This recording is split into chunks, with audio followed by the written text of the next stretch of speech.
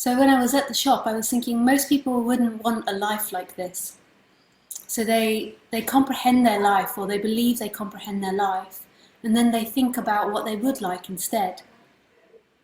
And because of the way that we function, most of us think of a life with lots of money, or high riches, or being famous, or being really successful at what we do, maybe a writer or an artist or business person.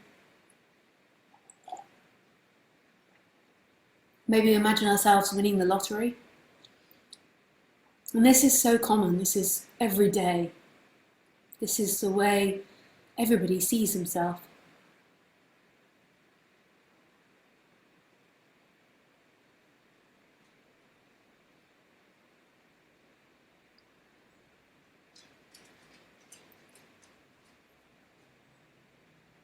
They see themselves in a timeline. And this becomes a reality. It's like at school, when we're doing something, or when we're growing up, we're always thinking about what we're going to be and what's going to happen. And how different reality would be if, rather than the thoughts were about what's going to happen or what you're going to be, it was just what was happening. She was simply doing the nails. Rather than judging herself, so she put a judgment that this job's maybe not good enough. It most probably doesn't pay enough, to be honest, in the UK to live.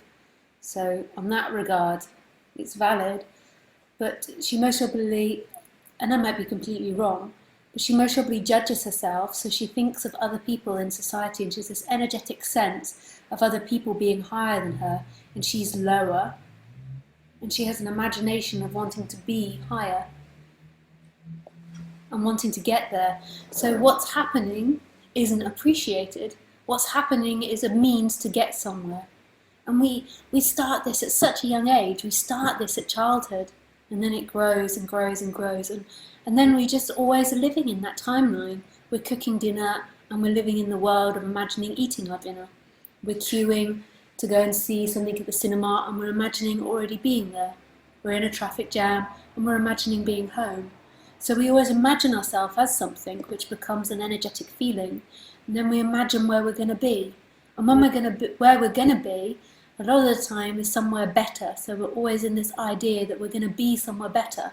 But sometimes we have the imagination that we're going to be somewhere worse. It can flick, and then some people have more of a tendency to imagine they'll be somewhere worse.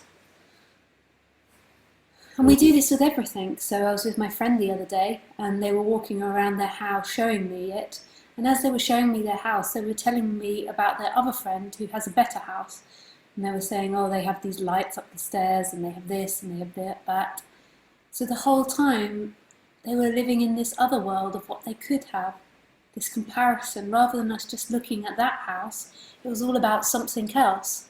And it's so amazing to have a house. And if she went to India and went around somebody that was quite poor in India and went around their house and then went around hers would be amazing. But her mind chooses something better. We live in this reality of ourself, and our self is always in time and always seeking in time. It's always about the next thing, about when you get her or when you get him or when you do this. And there's nothing wrong with imagining. Like, imagining is a helpful thing. But it's the fact that we see ourselves in time and we see ourselves in imagination. So this Thai woman that was doing my nails today, I just had the feeling that she was seeing herself as lower than me. Like, just from the way she was treating me and the energy between us. And it's not the case at all. She's absolutely divine as she is. And why is doing somebody's nails any worse or better than being a business person or being a doctor?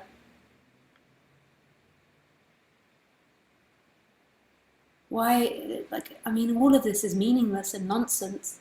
We register some people as better most of the time because they produce more money, but we've made a distinction on what that money is and worth.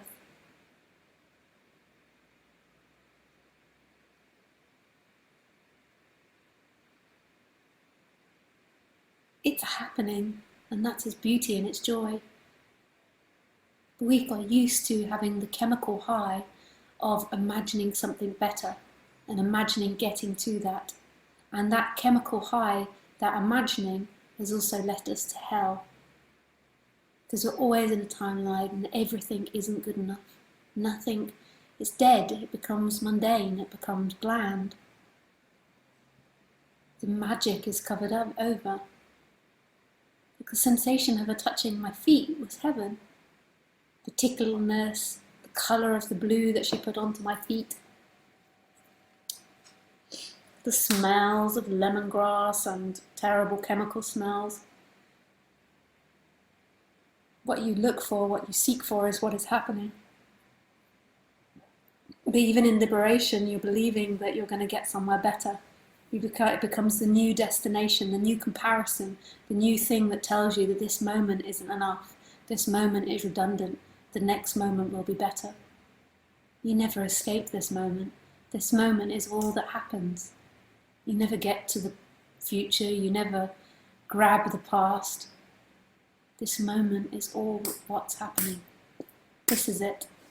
No but, yes but, no but, yes but, I can't feel that, when can I feel that? And that person, yes but, when can I feel that, when can I get that? That person is the illusion. That person that's saying all that is the one that makes this moment feel dead. That's the seeker. Yes but, when can I get it but? This isn't enough but, I don't feel good, I want to feel better. Imagine if you couldn't imagine feeling better. Imagine if there was simply pain and you didn't have any thought processes about having the possibility of better. And the really weird thing is when that happens, heaven shows itself again. In the pain, in what's happening. Yes but, no but, yes but, no but.